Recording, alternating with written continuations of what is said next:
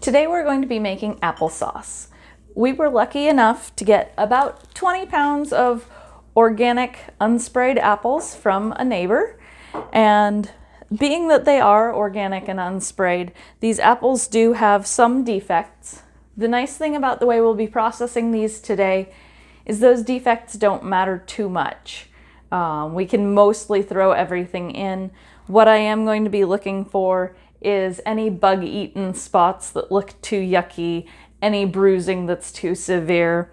Some of the ends look like the end on this apple, where it's kind of grainy and mealy looking. We'll chop around that.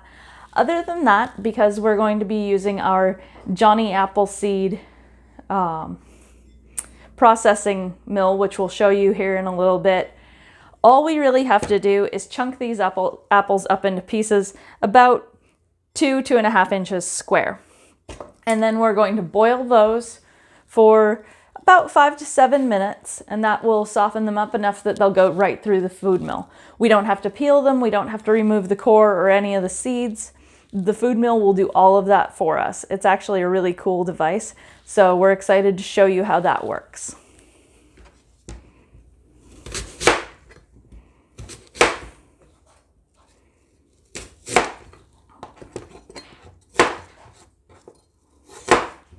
So I'm choosing to take the very bottom of the apple off, where the flower used to be, and the stem, but with this food mill we don't even really need to do that. This apple, you can see, has some bug damage.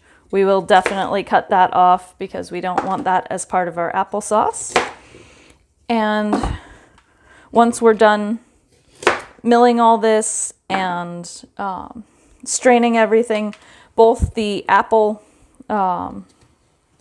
waste out of the processor, as well as anything that we deemed not fit to process in the first place, will all go out to the chickens.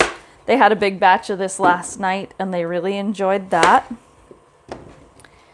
We believe that the apples that we have here, we made 17 jars of applesauce last night, pint jars, and I believe we have about half again as much today that we're processing.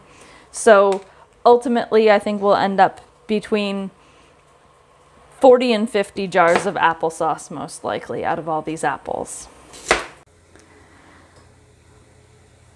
While you're boiling your apples, you're looking for them to get pretty nice and soft, and they'll start to almost look like they've swelled up, and they'll change color a little bit, and they'll lose all of their glossiness. You can see that the apples in the bin look fairly matte, whereas this apple, which has not been cooking, is a nice shiny piece of apple.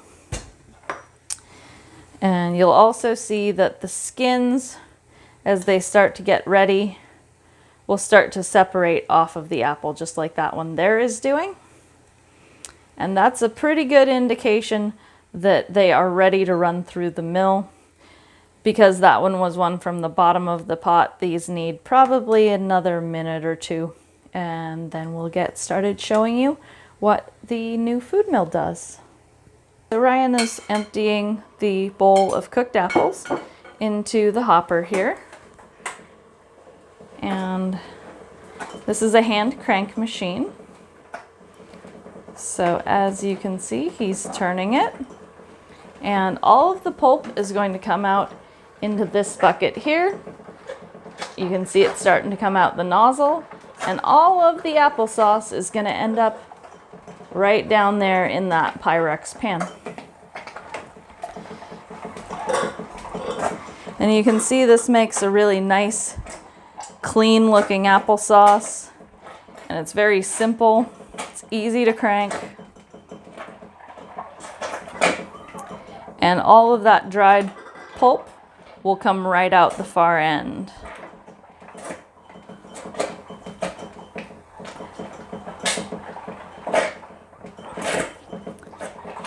And as I said, this is the Johnny Apple Sauce Maker. There's the box for it.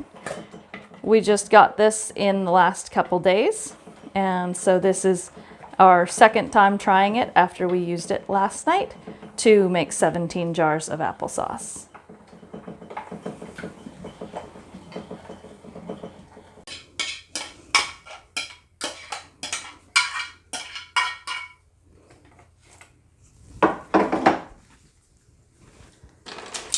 So we are adding 1.5 teaspoons of lemon juice to every one of our jars of applesauce.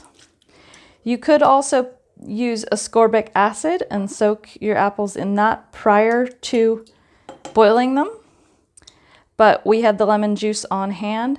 Really all this is, it's not about safety or anything. It's just about keeping the applesauce the normal color. Applesauce, as it's exposed to air, will have a reaction, and just like a cut apple, it'll turn brown. And since we want our applesauce to stay a nice, pretty yellow apple color, we're using this to prevent that browning. As you can see, Ryan has started filling jars. There's more over on the counter. And if you don't have your own apples, you shouldn't be discouraged. We didn't have apples this year because our apple trees are really young. We only got enough just for what we use for eating, and those are pretty much gone. As I said, we got these from a neighbor for free. And oftentimes you can get fruit for free, or you can negotiate to get it for a trade of services. So if you have an elderly neighbor who needs their leaves raked, or any neighbor who needs their leaves raked, but they have an apple tree, you could offer to rake their leaves in exchange for the apples off the tree. Get creative. There's no reason not to, and so much fruit goes to waste. So with these jars, we are going to fill them up to a 1/2 inch headspace. You can see I've overshot it on both of these jars. That's all right. We'll just spoon some out and get them back to the right level. It's not a big deal if you overfill them a little bit. Just make sure you correct it. A 1/2 inch headspace is going to be right about in there. And just try and get that as accurate as you can. The other thing you're going to want to do is use a small spatula or a bubble removal tool, because I don't know if you'll be able to see this, but in this jar there's bubbles like that one. You want to get as many of those out of the jar as possible. That can help prevent jar breakage in the processing.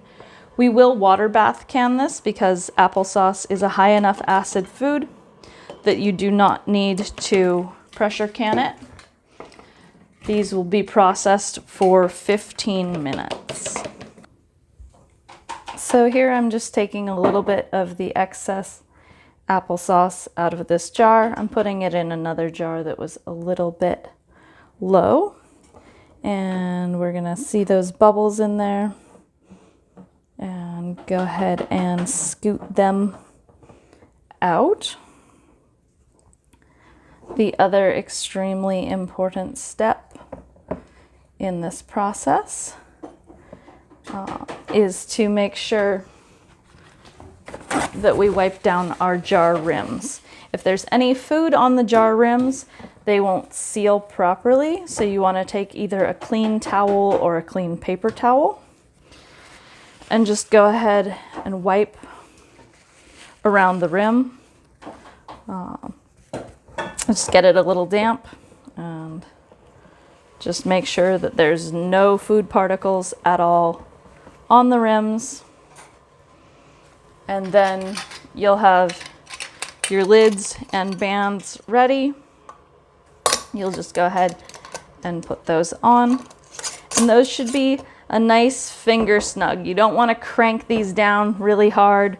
Then the air can't escape out of that jar in the canning process. So you just want them snug. All right, so we have our canner almost up to temperature. What we want is for it to just start to boil before we drop these jars down in there, and then we're going to wait till it comes to a full boil before we start timing our 15 minutes. But what we don't want is to have the jars be cold when they go in the water, because that can cause them to crack. So this will prevent that. They'll be nice and warm when we drop them in. We did end up with a total of 19 jars that need to be canned. And so we'll do that in a group of 10, which as you can see is a very full canner load for this, and a group of 9. Pay no attention to the open electrical panel over there for the solar. That is a separate video. Look for that. It's going to be a pretty neat one. We're doing a big upgrade to the solar system. But for now, just ignore the fact that we have an open electrical panel there. We're being careful to avoid that. And we'll come back and show you these jars when they're ready to come out of the canner after their 15 minutes. So there we have it. We're all wrapped up with 19 jars of applesauce. We're just waiting for those to seal, and then we can enjoy them all winter long. Thanks for joining us today. Don't forget to like and subscribe, and let us know if you want to see more of this sort of content.